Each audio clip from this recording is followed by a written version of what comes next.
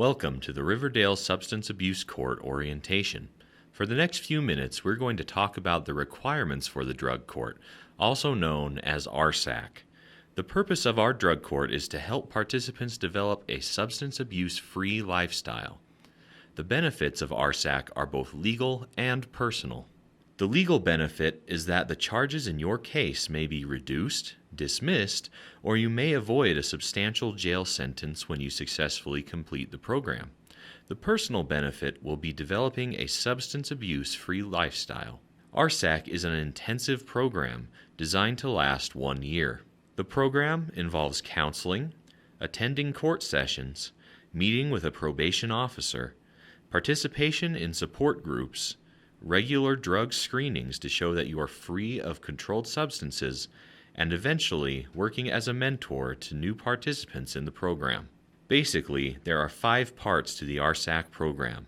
Number 1 is a pre-admission that is followed by 4 phases of participation, counseling, and court review. First, you must submit to a pre-admission.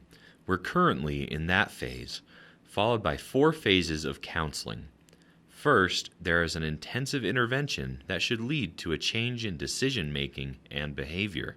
Second, you will establish a healthy lifestyle. Third, you will begin maintaining that healthy lifestyle. Fourth, there will be a transition from the supervision of RSAC to a normal life, culminating in graduation and continuation of that healthy lifestyle. The pre-admission has 2 purposes. The first is for the program administrator and drug court team to evaluate and determine the suitability of the potential participant for the RSAC program. The second is a time for the potential participant to review the RSAC program, to understand the terms and requirements of RSAC, and to decide if they feel like they can successfully complete the RSAC program. The pre-admission phase has 3 steps. First, the pre-admission stage is a time for investigation, both by the counseling agencies and the court, as well as the participant to decide if the program is appropriate. Second, you must complete the RSAC orientation. Finally, you must execute or sign the RSAC contract. Phase 1 of the RSAC is an intensive intervention. It is designed to begin an appropriate lifestyle, free of substances that adversely affect the participant's ability to function in society. This is a time of extensive change. There are 5 steps in Level 1. The first step is beginning an individualized counseling program each week. The second is starting to work with the probation officer. In the third step, the participant must prove they are free of controlled substances by submitting to random samples. Fourth, the participant must attend bi-monthly court review sessions. Finally, the participant must begin daily journal entries to record the positive changes they're making in their life. Phase 2 of RSAC is the learning and application phase. In Phase 2, the intervention continues, but Phase 2 is more specifically designed to develop the understanding, skills, aptitudes, and attitudes necessary to succeed in an appropriately healthy lifestyle. Phase 2 begins the participants' development of their healthy lifestyle. There are 6 parts in Phase 2. First, continuation of their treatment program. Second, continuing to work with the probation officer. Third, continuing to prove the participant is free of controlled substances. Fourth, bi-monthly court reviews. Fifth, continued journaling outlining successes and triggers. And finally, the court may order the participant to participate in life skills programs offered locally. During Phase 3, participants practice and apply the appropriate lifestyle skills which they've learned. During Phase 3, they also begin to help others through the program by acting as mentors to others in the program. In Phase 3 of the RSAC program, the participants begin the maintenance phase, where they begin to apply the healthy lifestyle. During Phase 3, the participants must continue with their treatment program. Second, they continue to work with their probation officer. They must continue to prove that they are free of controlled substances, and they must continue to attend the RSAC court review sessions. The last part of the RSAC program is Phase 4, or the transition phase. This phase lasts several months, and there are many parts. First, before the completion of Level 4, all treatment must be satisfactorily finished. Probation will continue throughout the entire Phase 4. Participants must continue to prove that they are free of controlled substances. Participations in the support groups must continue. The RSAC court sessions are reduced to once a month. There may be random visits by the probation officer to work and to home. All of the community service work must be completed by the end of Level 4. During this time period, you will have the opportunity to act as a mentor to those beginning the RSAC program. Your journaling will continue to show the changes you've made in your lifestyle. Finally, at graduation, each participant will have successfully completed all phases of the RSAC. A participant may be allowed to graduate without paying all of the fees and fines. However, each participant will remain under the control of the court until all of these things have been paid in full.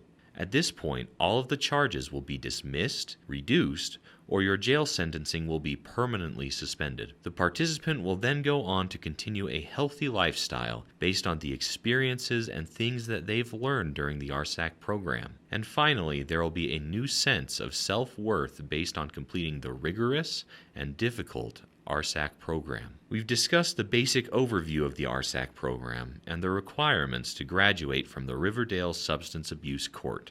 However, before you enter the program, you need to understand the legal consequences by entering the program. You will be giving up certain constitutional rights that belong to you. You must understand those rights, and you must knowingly and voluntarily waive or give up those rights. Before you enter the RSAC program, it's important that you understand the legal consequences. There are typically two ways that a person enters RSAC. First, you may have entered as part of a plea and abeyance agreement you have entered into with the city. If this is the manner in which you have entered the program, you need to understand that you will be entering a guilty plea. If you enter a guilty plea, it is just the same as if you had gone to trial and been found guilty at the trial. However, this plea will be held in abeyance, which means it will be suspended or postponed, pending successful completion of the RSAC program. If you successfully complete the RSAC program,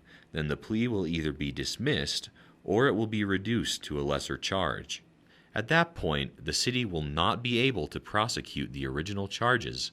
However, if you do not complete the RSAC successfully, the city could prosecute the original charges. Part of the legal consequences of entering a plea in abeyance are that you give up certain rights. You will lose the right to have a trial. You will waive or lose the right to a jury to decide your case.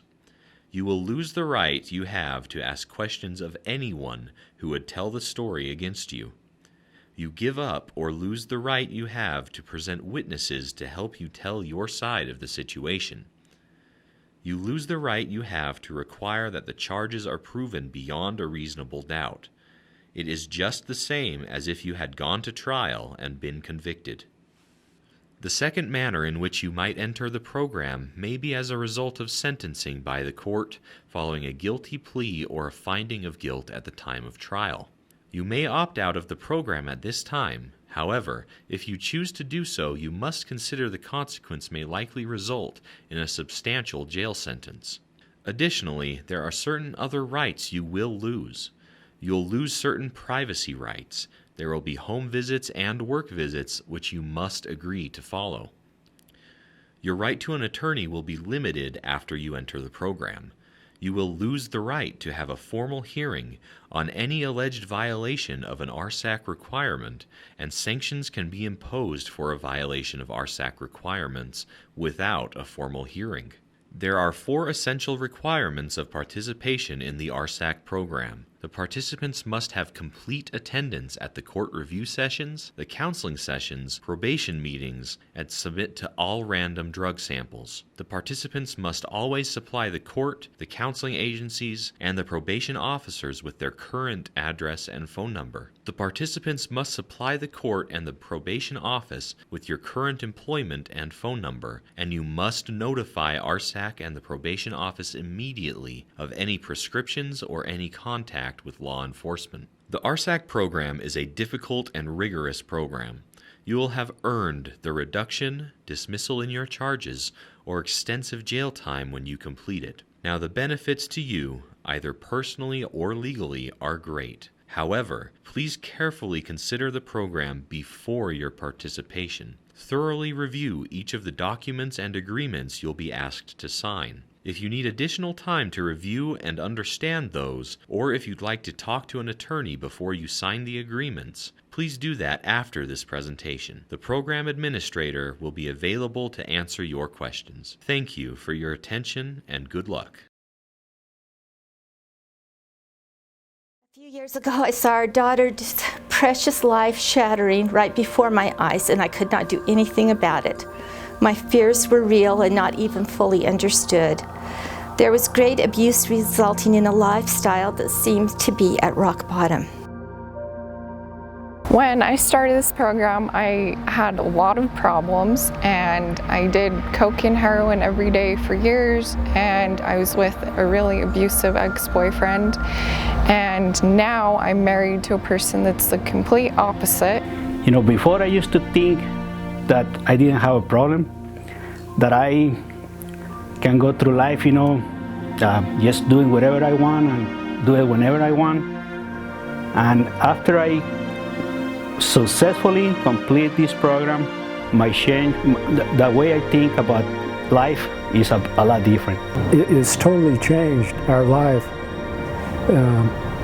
But before, we would wake up at night or get a phone call at night and wondering if that was the phone call of my daughter in some gutter or some run off a cliff or something. After being clean for a while, I realized that I didn't need alcohol in my life. Alcohol,